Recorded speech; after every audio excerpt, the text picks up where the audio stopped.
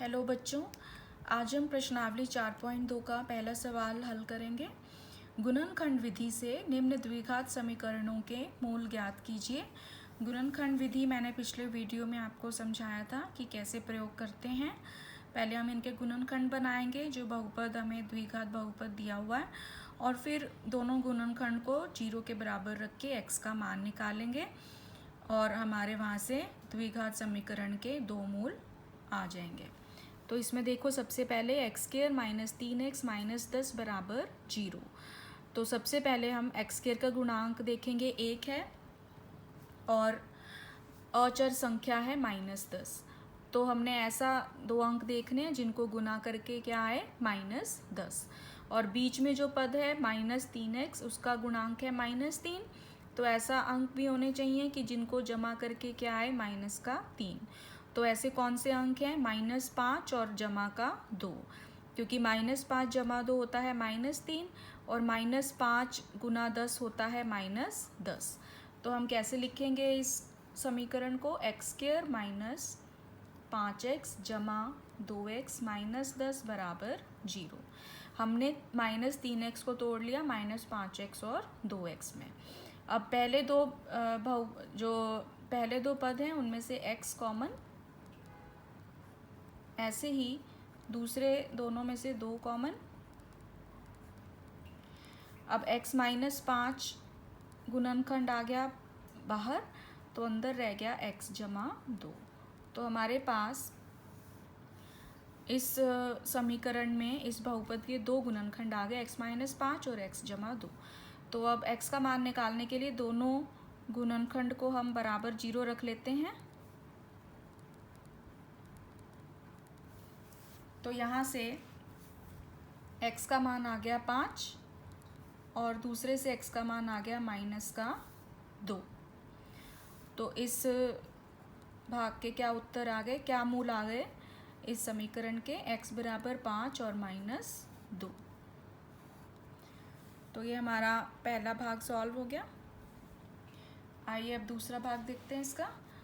2x² जमा x minus 6 बराबर 0। तो 2 और -6 की गुना हो गई -12, और बीच में x है, उसका गुणांक है 1।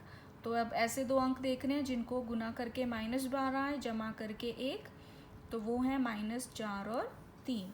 तो हम इसको बीच वाले जो हमारी टर्म है x, उसको हम कैसे लिखेंगे, जमा 3x माइनस इसको हम लिखेंगे 4 हमारा प्लस का आएगा, 3 माइनस का आएगा, तो प्लस का 4x माइनस 3x माइनस 6 बराबर 0। तो पहले दो में से 2x कॉमन, अंदर रह गया x जमा 2, और बाकी दो में से माइनस का 3 कॉमन, फिर से x जमा 2 आ गया। तो x जमा 2 बाहर निकाल लिया, अंदर रह गया 2x माइनस 3। तो ये गुणनखंड आ गए हमारे। अब x जमा 2 को 0 के बराबर रख देते हैं और 2x माइनस 3 को भी 0 के बराबर रख देते हैं। यहाँ से x का मान आ गया -2 और यहाँ से 2x आ गया हमारा 3, तो x का मान आ गया 3/2। तो इस भाग में हमारे दो मूल कौन से आ गए, -2 और 3/2। तो ये इसके हल आ गए, इनके मूल आ गए इस समीकरण के। अब ऐसे ही तीसरा भाग देखिए इसका। तीसरा भाग क्या कहता है, वर्गमूल 2x² जमा 7x² जमा 5 वर्गमूल 2 बराबर 0। अब यदि हम वर्गमूल 2 और 5 वर्गमूल 2 की गुना करें तो आ जाएगा, 5 को गुना में 2 हो जाएगा, वर्गमूल हट जाएगा, तो 10 आ गया। और बीच में जो 7x² है उसका गुणांक है 7। तो ऐसे कौन से दो अंक हैं जिनको गुना करके 10 आए, जमा करके 7? तो हमारे हैं 2 और 5। तो हम इसको कैसे लिखेंगे, 7x² को जमा 2x² जमा 5x² जमा 5 वर्गमूल 2 बराबर 0।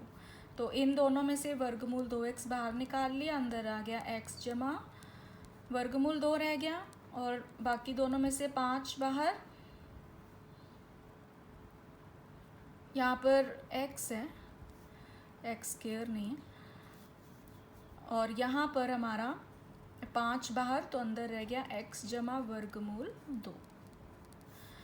तो हमारे गुणनखंड क्या आ गए, x जमा वर्गमूल 2 और वर्गमूल 2x जमा 5।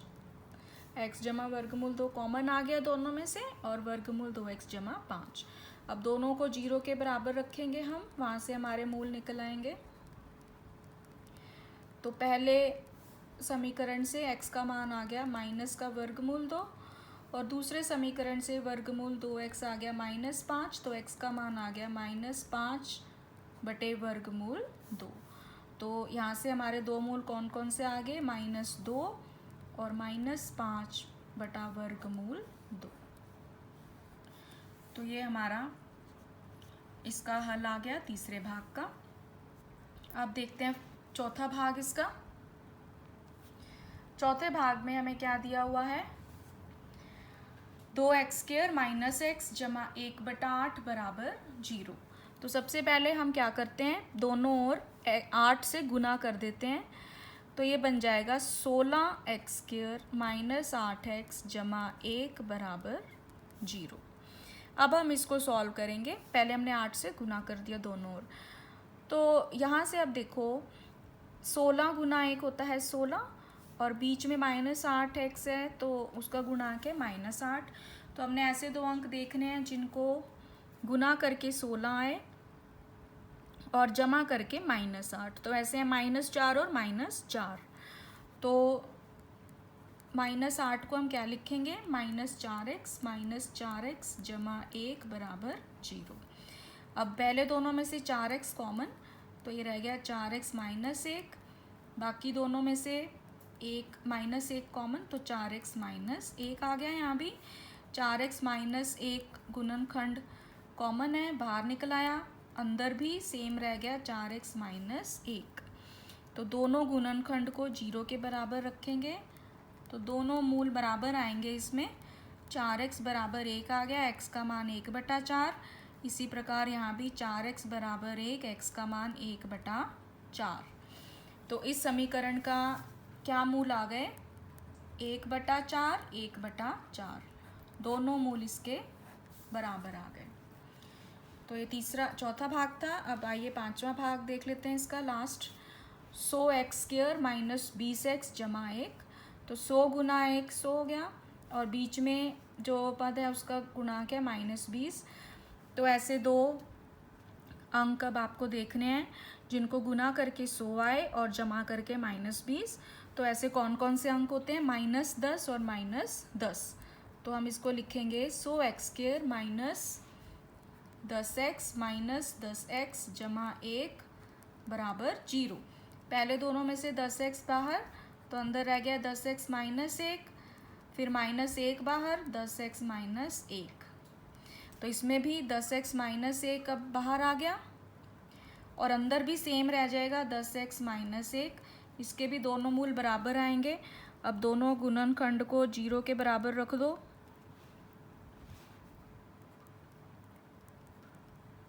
तो यहाँ से x का मान कितना आ गया, 10x आ गया 1, x का मान आ गया 1/10।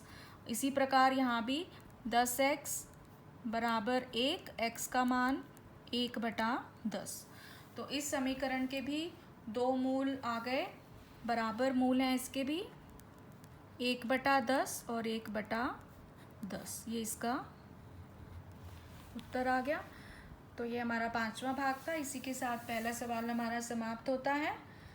धन्यवाद।